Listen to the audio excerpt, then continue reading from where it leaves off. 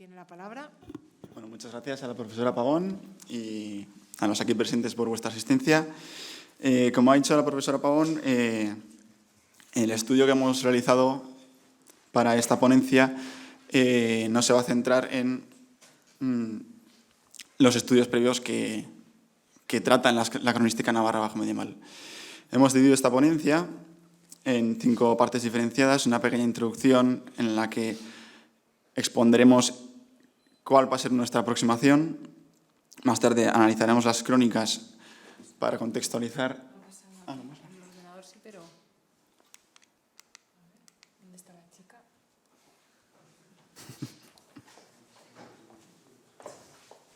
Es que veía que se iba pasando ahí. Sí, pero... sí, no pasa.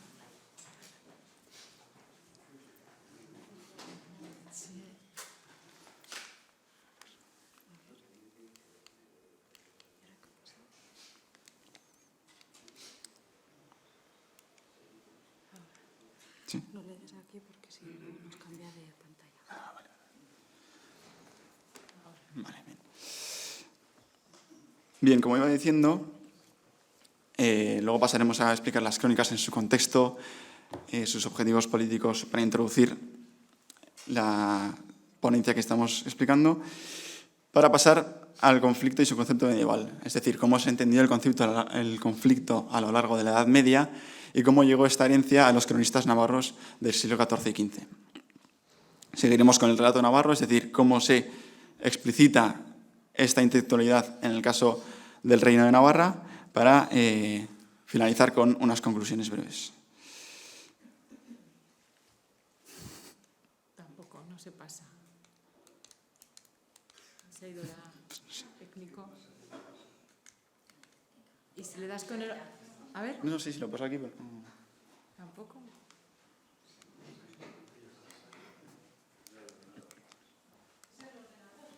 Yo creo que sí. Sí, igual lo haga manualmente, ¿no? A ver, Es que... ¿y esto cómo nos ha abierto directamente del archivo o desde la aplicación? Del archivo. Pásalo a PDF. Sí, lo tenías ya aquí en PDF. No, en PDF tiene el documento escrito, no en la presentación, por eso.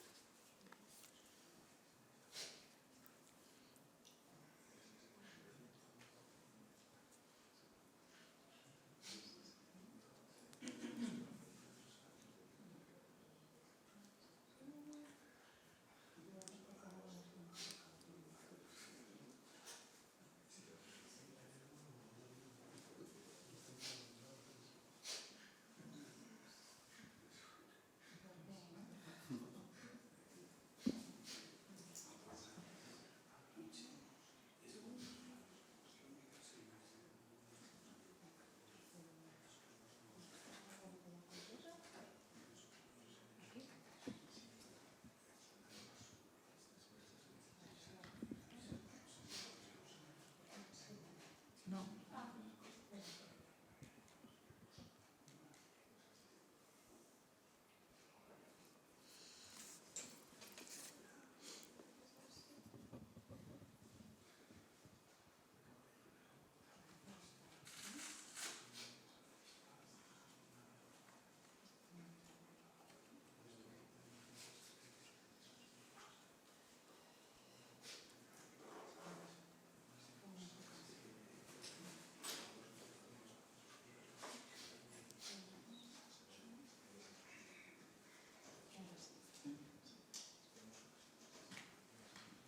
Bueno. A ver. Vale, continuamos con la introducción. Bien, el conflicto dentro del relato histórico debe ser entendido, en primer lugar, como causa de los hechos factuales directos, es decir, de la intervención directa en los hechos históricos. Por otro lado, tenemos que entender también las consecuencias de los conflictos a raíz de los procesos históricos. Esto nos lleva a una doble faceta del conflicto. Por un lado, el suceso en sí, el suceso directamente factual y las consecuencias materiales que conlleva. Y por otro lado, el relato del conflicto.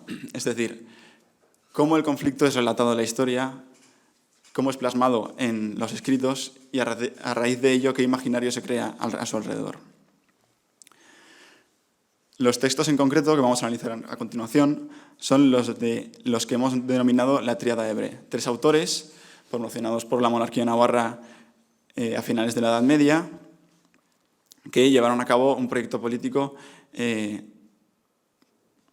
como hemos dicho, promocionado por la dinastía Ebre.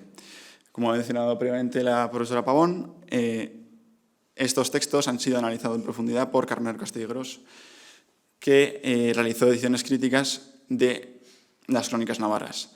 Sin embargo, la aproximación que realizó se limitó a el contexto político, la naturaleza más material, más directamente relativa a los textos entendidos como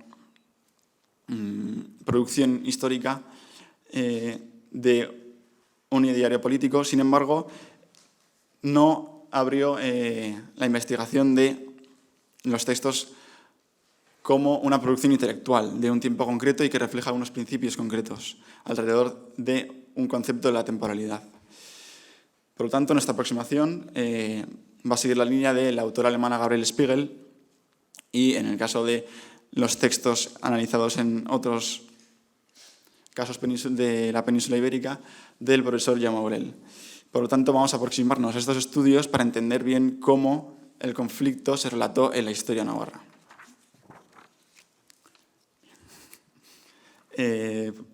Las crónicas en cuestión son las de estos 3 autores: García de Hugy, García López de Roncesvalles y El Príncipe de Viana.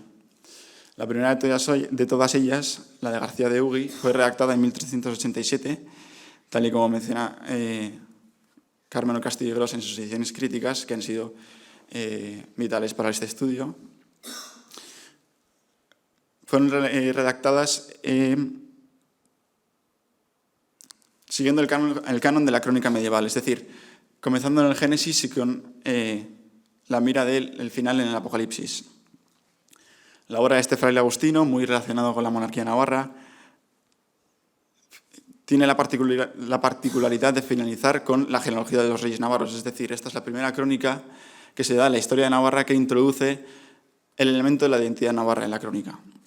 García López de Roncesvalles continuó este legado en 1404 como adición al libro de Comptos.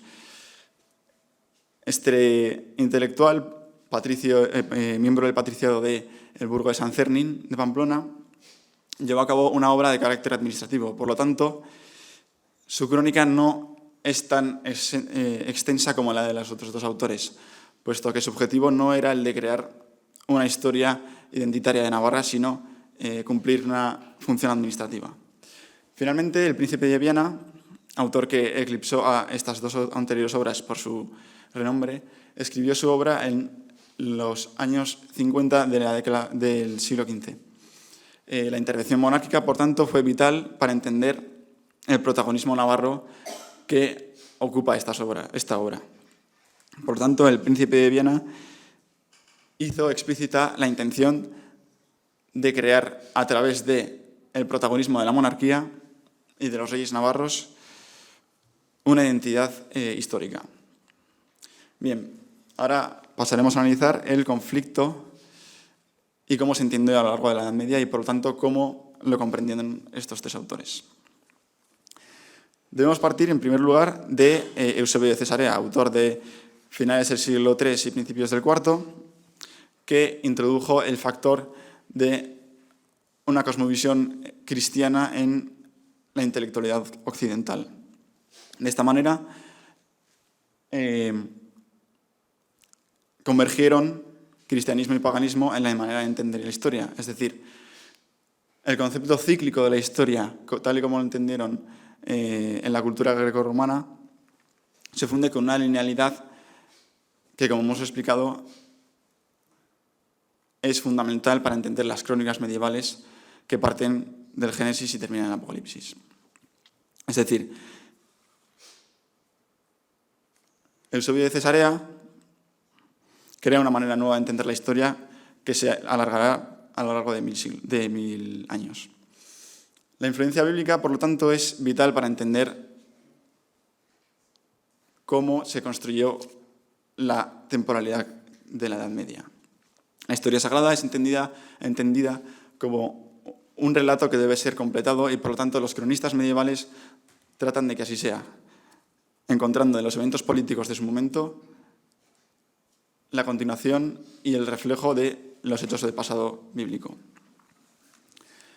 Por otro lado, la historia sagrada ofrece unos modelos morales siguiendo el concepto cíclico de la historia, sin dejar de lado la linealidad cristiana. Es entonces cuando entra el agustinismo histórico y su obra de las dos ciudades. El conflicto es entendido, por lo tanto, a partir de la obra de San Agustín como el enfrentamiento entre la Civitas Dei y la Civitas Diaboli, es decir, una dialéctica en la que bien y mal se enfrentan para hacer avanzar la historia de la salvación. Es entonces en el conflicto y en su relato donde la providencia divina se hace presente en el relato histórico. Bien, pasaremos a continuación a analizar cómo el relato navarro materializa estos principios en la historia de los reyes. Hemos analizado un periodo concreto entre el siglo X y el siglo XI, momento en el que el entonces Reino de Pamplona se pasaba por una etapa de configuración política y, por lo tanto, los momentos de conflicto son abundantes. En primer lugar, encontramos el modelo del héroe en el rey navarro.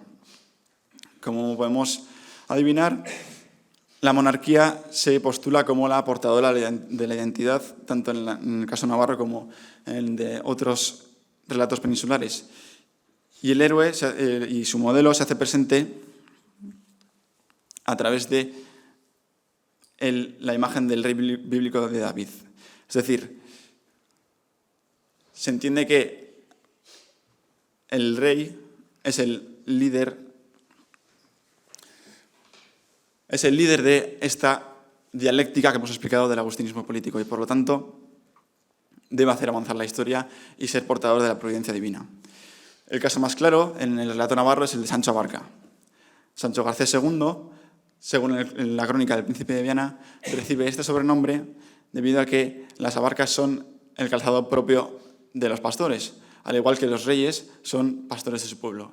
Aquí podemos encontrar una analogía clara al rey bíblico David, es decir, encuentra el mismo cargo para la historia de Israel en el rey David en los reyes navarros.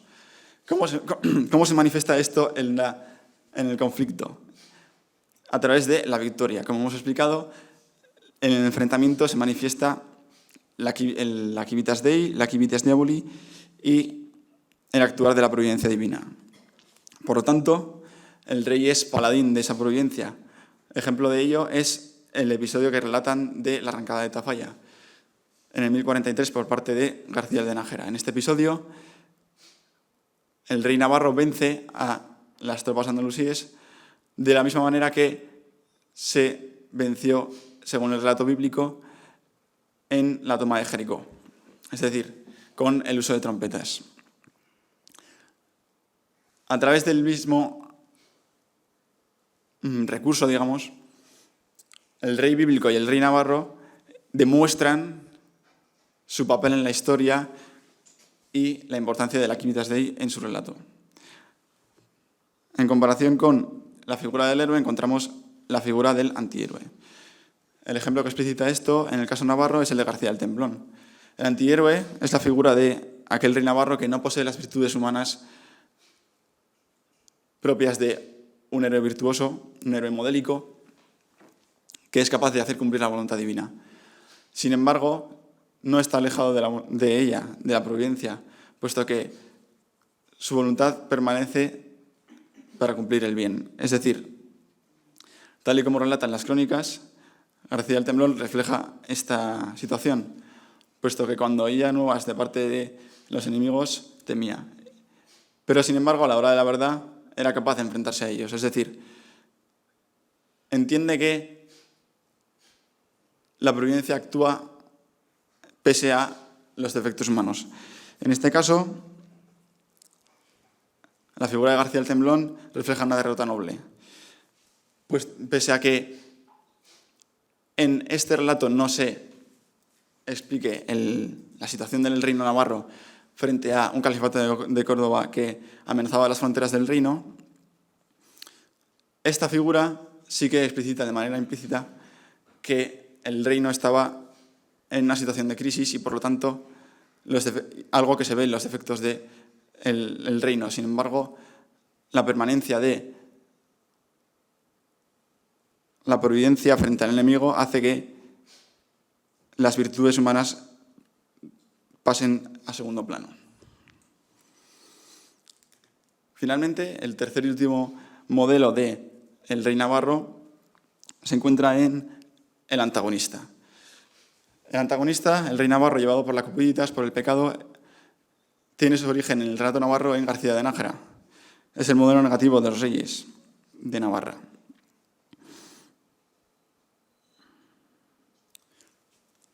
Este modelo se diferencia de los previos en sus motivaciones, es decir, es un rey que ejerce el modelo negativo del relato, de la narrativa. Ejemplo de ello se da en la herencia de Sancho el Mayor, que el príncipe de Viana relata de la siguiente forma. El rey Sancho el Mayor, pide a su mujer Muniadona que guarde a su caballo más preciado.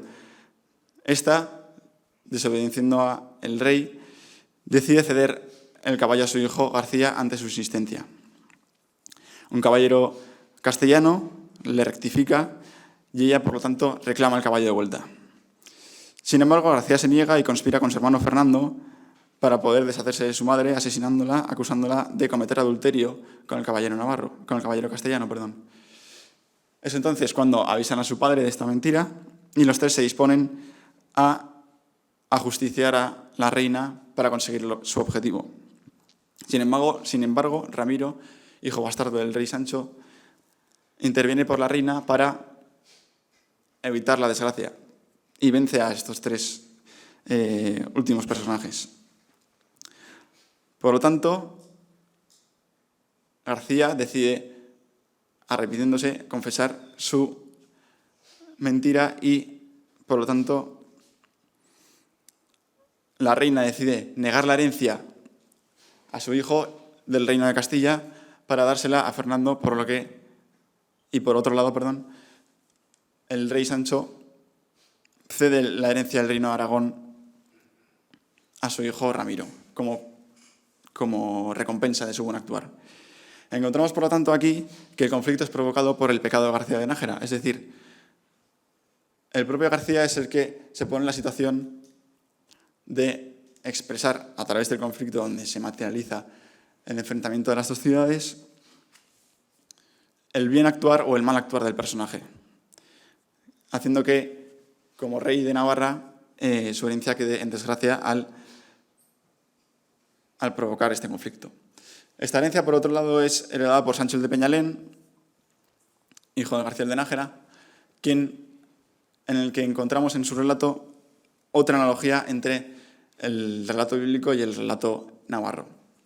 En este caso, otra vez con el rey David, se narra cómo Sancho el de Peñalén envía a uno de sus caballeros al frente de batalla para poder así esposarse con su mujer. Al igual que en el relato bíblico se da con David y Urías con su esposa Betsabe. A diferencia del relato bíblico, el caballero sobrevive a la batalla y vuelve para asesinar a su rey a traición, ajusticiando así su mal actuar.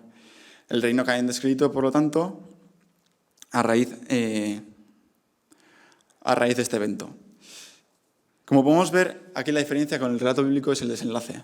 Mientras que en el caso del rey David, el caballero no sobrevive y más tarde el monarca podrá arrepentirse de sus pecados, Santos en el Peñalén no. ¿Por qué? Porque está deslegitimado por la mancha del reino, por la mancha heredada de su padre, por García de Nájera. Es entonces en el desenlace donde vemos de nuevo, donde surge un conflicto, donde se materializa el buen actuar o el mal actuar, la civitas Dei y la civitas Deuri, en definitiva, el providencialismo divino y cuál es su objetivo en la historia. Bien, para finalizar, debemos extraer conclusiones de qué quiere decir en el relato navarro. En primer lugar, que el conflicto es el motor histórico de la narración de estos tres cronistas. Es el eje del relato en el que las dos ciudades mueven la historia. Los sucesos históricos del conflictivo son el pico del relato donde se muestra el carácter moral de los personajes. En este sentido, el conflicto también actúa como espejo de la verdad tras el relato. El conflicto, por lo tanto, muestra